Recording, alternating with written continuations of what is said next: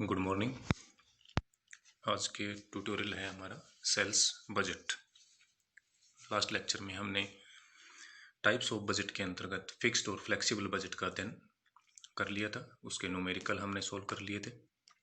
उसी की कड़ी के अंदर हम आगे बजट के प्रकार के अंतराज देखेंगे कि सेल्स बजट कैसे तैयार होता है, ये कैसे बनाया जाता है, और इसके कुछ न्यूमेरिकल्स हम आज के ट्यूटोरियल में अध्ययन करेंगे। विक्रय बजट जो होता है वो भावी बजट, जो आपका पीरियड है, जिस अवधि के लिए आप बजट बना रहे हैं सेल्स बजट, उसके लिए क्या होता है, एक फोरकास्टेड जो सेल्स होती है आपकी संभावित बिक्री के लिए, संभावित बिक्री में उसकी क्वांटिटी और उसका वैल्यू दोनों, उसको दिखाने वाला एक बजट होता है। उसको हम क्या कहते हैं, विक्रय बजट। यानी एक जो हमारी जिस बजट टाइम के लिए हम उसको तैयार कर रहे हैं उसके दौरान कितनी एस्टिमेटेड सेल्स हमारी हो सकती है, इसको दर्शाने के लिए हम क्या बनाते हैं, विक्रय बजट बनाते हैं। विक्रय बजट वास्तव में भावी बजट अवधि के लिए एक विक्रय का क्या होता है, पूर्वानुमान होता है। इसके अंदर क्या होता है कि विक्रय पूर्वानुमान की विधि का जो चुनाव किया जाता है कि कैसे बनाएं, तो ये अलग अलग चीज़ों से क्या होता है, अफेक्टेड होता है। वो चीज़ें क्या हो सकती हैं, आपकी उस वस्तु की प्रकृति हो सकती है, आपका डिस्ट्रीब्यूशन पॉलिसी हो सकती है, आपकी बिजनेस का साइज हो सकता है, कंपटीशन कितना है, मार्केट की कंडीशंस कैसी हैं, भौगोलिक कंडीशंस किस टाइप की हैं, आपके प्रोडक्शन कैपेसिटी क्या है। यानी बहुत सारे फैक्टर होते हैं जो क्या करते हैं, इस चीज़ को प्रभावित करते हैं। तो इसके अंदर हम क्या करते हैं कि हम देखते हैं कि पीछे वाले वर्ष के अंदर या जो करंट ईयर है उसके अंदर हमारी सेल्स किस हिसाब से हुई है, क्या क्वांटिटी रही है, क्या प्राइस रहे हैं, उसमें कितना पीछे वाले वर्ष की तुलना में वो इंक्रीज हुई है, डिक्रीज हुई है, और उसके आधार पे हम क्या करते हैं, आने वाले वर्ष के लिए विक्रय का अनुमान लगाते हैं। तो आज के ट्यूटोरियल में हम इसी का अध्ययन करेंगे। अब ये विक्रय बजट जो होता है, क्योंकि बाकी सारे जो बजट होते हैं या जो व्यवसाय की गतिविधियां होती है वो क्या होती है, इसके साथ कोलैबोरेट होती है। अब जैसे उत्पादन कितना करना है तो हम उत्पादन उतना ही करेंगे ना जितना हमें विक्रय का एस्टिमेशन है। हमें ये आइडिया है कि इस वर्ष के अंदर हम इतनी यूनिट हमारे प्रोडक्शन की सेल कर लेंगे, तो हम उतना ही प्रोडक्शन करेंगे ना जब हमें पता है कितना सेल्स करनी है। अगर हमारे सेल्स के एस्टिमेशन सही नहीं है तो हमारा प्रोडक्शन या तो एक्सेस में स्टॉक हो जाएगा, और या फिर हम जो जितनी डिमांड है उसकी पूर्ति नहीं कर पाएंगे। तो विक्रय बजट क्या होता है, एक बहुत ज़रूरी हो जाता है इसको बनाना, ताकि बाकी सारे जो जितनी भी यूनिट्स हैं वो उसके साथ कोलैबोरेट करके एक बिजनेस सही ढंग से सुचारू रूप से अपना संचालन कर सके। तो इसके अंदर क्या होता है कि विक्रय बजट के आधार पर जो अन्य विभागीय बजट होते हैं वो भी क्या किए जाते हैं, समायोजित किए जाते हैं। विक्रय बजट में विक्रय की मात्रा और विक्रय राशि दोनों का क्या किया जाता है, आपको विवरण दिया जाता है। यानी कितनी एस्टिमेटेड क्वांटिटी होगी और उसकी प्राइस क्या होगी, दोनों का हमें क्या दिया जाता है, इसके अंदर सेल्स बजट के अंदर दिखाया जाता है। अब हम देखते हैं कि विक्रय बजट को बनाते वक्त हमें किन किन चीज़ों का ध्यान रखना चाहिए, कौन सी ध्यान रखने वाली बातें हैं। तो हमें क्या करना चाहिए कि सबसे पहली बात आपकी कि विक्रय से संबंधित जो पीछे वाले वर्ष के आंकड़े हैं, जो उनकी सूचनाएं और उनकी ट्रेंड्स क्या है, उनकी प्रवृत्ति क्या है, उनकी प्रवृत्ति बढ़ने की है या घटने की है, उसको ध्यान में रखते हुए हमें क्या करना चाहिए, विक्रय बजट बनाना चाहिए। दूसरी ध्यान रखने वाली बात इसके अंदर है वो ये है कि प्रकृति, नेचर कैसी है, हमारे बिजनेस की कंडीशंस कैसे चेंज हो रही है, मार्केट कंडीशंस क्या है, इसका भी हमें क्या कर लेना चाहिए, अध्ययन कर लेना चाहिए। व्यवसायिक उत्पादन क्षमता कितनी है हमें ये देख लेना चाहिए। मॉल जितना हमें माल है उसके ऑर्डर हमें किस टाइप में मिले हैं, कितने ऑर्डर हमारे पास हैं, नेक्स्ट ईयर कितने ऑर्डर मिले हैं, उसको भी ध्यान रखना चाहिए। कुछ फ्लक्चुएशन अगर कुछ आ रही है, जिसको हम उच्चावचन कहते हैं, भविष्य में घटित होने वाले उच्चावचनों का या फ्लक्चुएशन का हमें क्या रखना चाहिए, ध्यान रखना चाहिए। सेल्स बजट बनाते वक्त हमें मौसमी परिवर्तन जो है, आपके सीजनल जो चेंजेस आ रहे हैं उनका क्या रखना चाहिए, हमारे सेल्स पे क्या इफेक्ट पड़ सकता है, इसको हमें ध्यान में रखते हुए रखना चाहिए। ये साधारण बातें हैं जो आप इसमें नोट कर लेंगे कि हमें उत्पादन जो है, साधनों की कीमत और उपलब्धि, उत्पादन की तकनीक आदि सभी बातों का क्या करना चाहिए, ध्यान रखना चाहिए। और सबसे इंपॉर्टेंट क्या है कि बिजनेस साइकिल्स जो होता है उनका अध्ययन करना चाहिए, व्यवसायिक चक्रों का अध्ययन करके फिर हमें विक्रय बजट क्या होता है बनाना चाहिए। क्योंकि बिजनेस साइकिल्स होते हैं क्या, जैसे तेजी मंदी वगैरह है, ये चीज़ें सारी इसको इफेक्टेड करती है। तो सेल्स बजट बनाते वक्त अगर हम इन चीज़ों का ध्यान रख के चलेंगे तो एक इफेक्टिव सेल्स बजट हमारा तैयार होगा। अब हम देखते हैं कि विक्रय बजट बनाने के हमें क्या फ़ायदे हैं, क्या क्या लाभ, एडवांटेज क्या है सेल्स बजट के। तो सेल्स बजट के जो आपके एडवांटेज हैं उसमें क्या है कि ये एक नियमित रूप से जो बिजनेस को आय होती है वो किससे होगी, आय बिजनेस की आय क्या होती है, जो हम सेल्स करते हैं वो बिजनेस की आय होती है।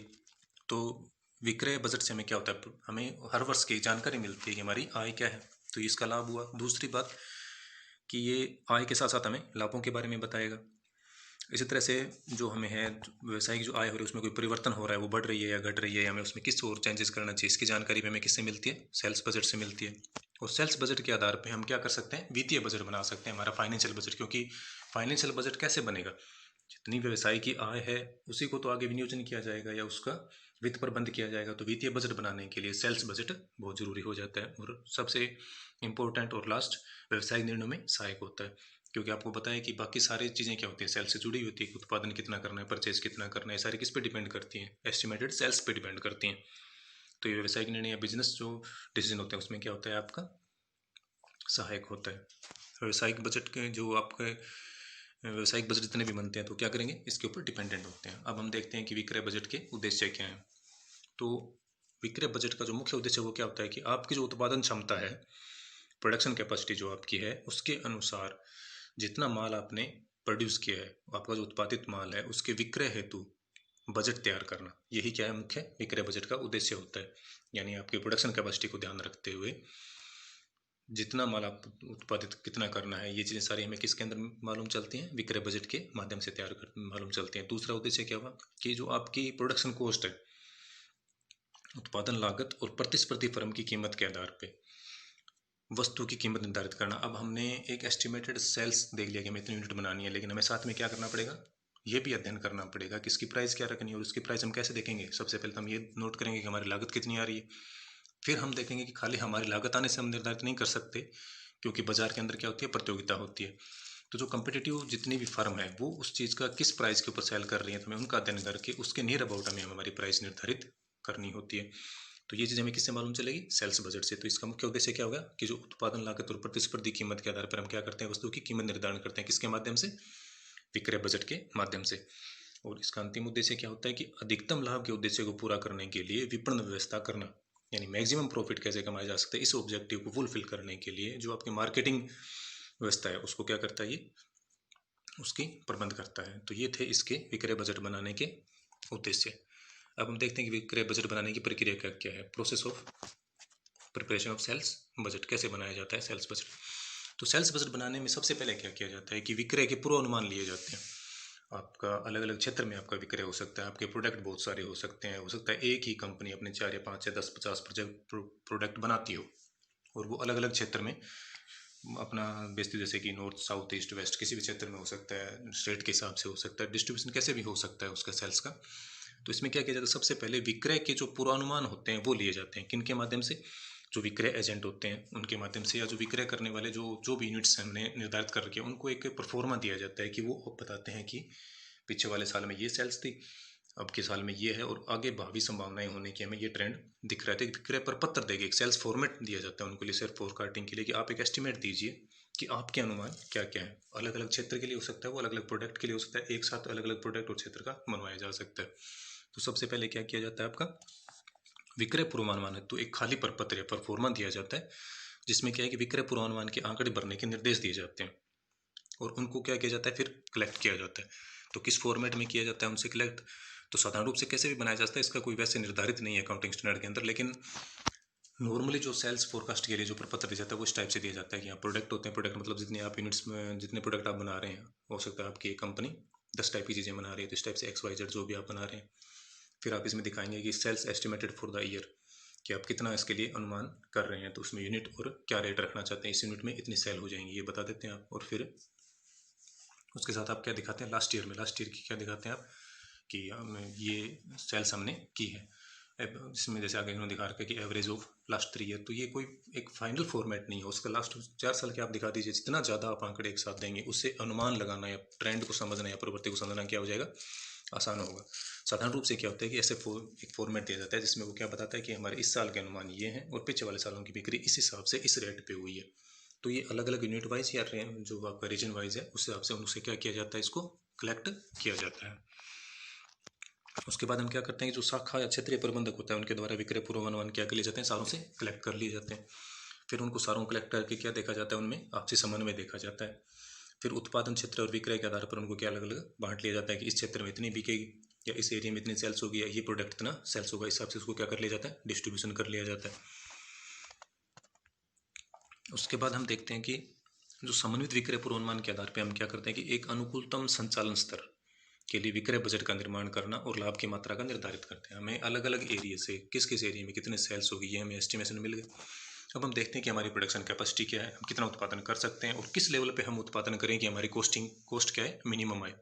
तो एक अनुकूलतम संचालन स्तर के आधार पे और जो विक्रय पूर्वानुमान में प्राप्त हुए उन दोनों में समन्वय करके हमें कितना लाभ कमाना है ये मात्रा निर्धारित करते हुए हम क्या करते हैं, सेल्स बजट का निर्माण करते हैं।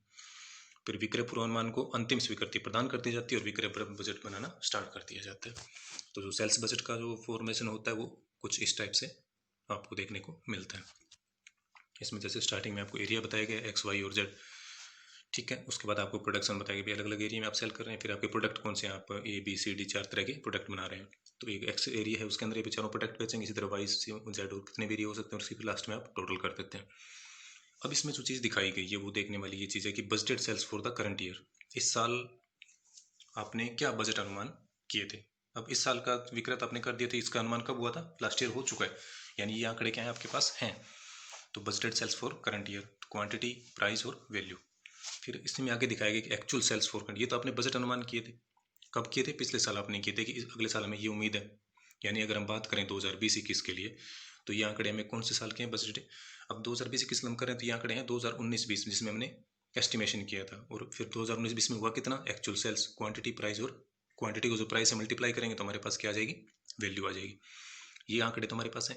अब हमें अनुमान लगाना है किसके लिए, 2020-21 में इतनी हमारी सेल्स होने का अनुमान है। तो budgeted sales for next year, तो हमने इस साल के लिए अनुमान बता दिए। तो उसमें हमने क्या लिखा कि इनके आंकड़ों के आधार पर इतनी तो क्वांटिटी सेल होगी तो उसका ये प्राइस रख सकते हैं। जब क्वांटिटी को प्राइस से मल्टीप्लाई करेंगे तो हमारे पास टोटल वैल्यू आ जाएगी, एक तरह से सेल से जो आय होने वाली है वो आ जाएगी।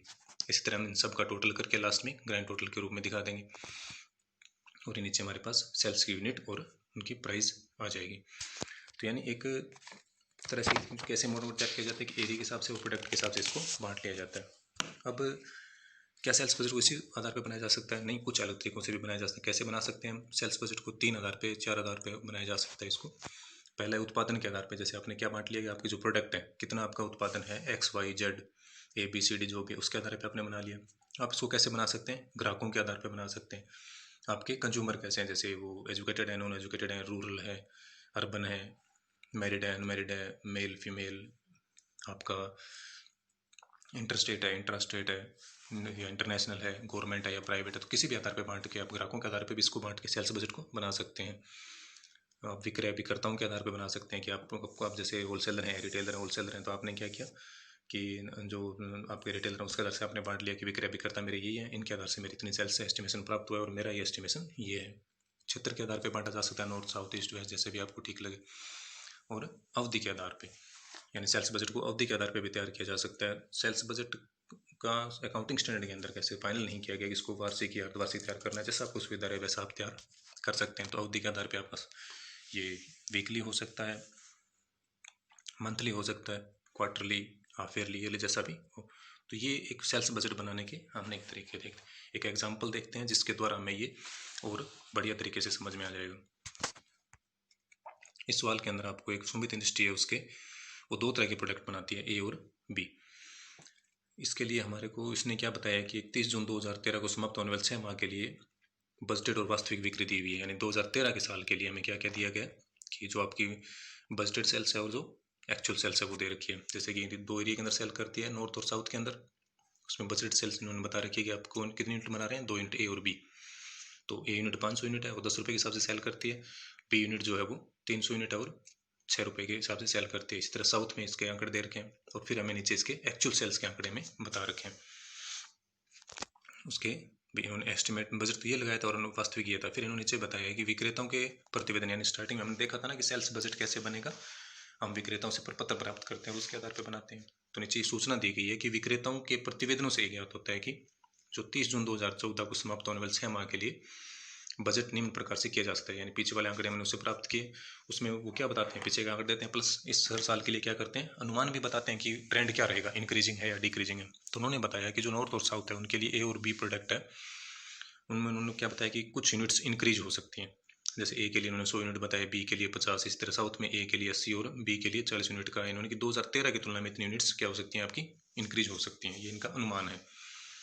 नीचे सवाल में हमें ये कह रहे हैं कि 30 जून 2013 को समाप्त होने वाले 6 माह के लिए बजटेड और वास्तविक बिक्री को दिखाते हुए, यानी जो हमें दिया हुआ है सवाल के अंदर, आप 30 जून 2014 के लिए आने वाले वर्ष के लिए 6 माह का बिक्री बजट तैयार कीजिए।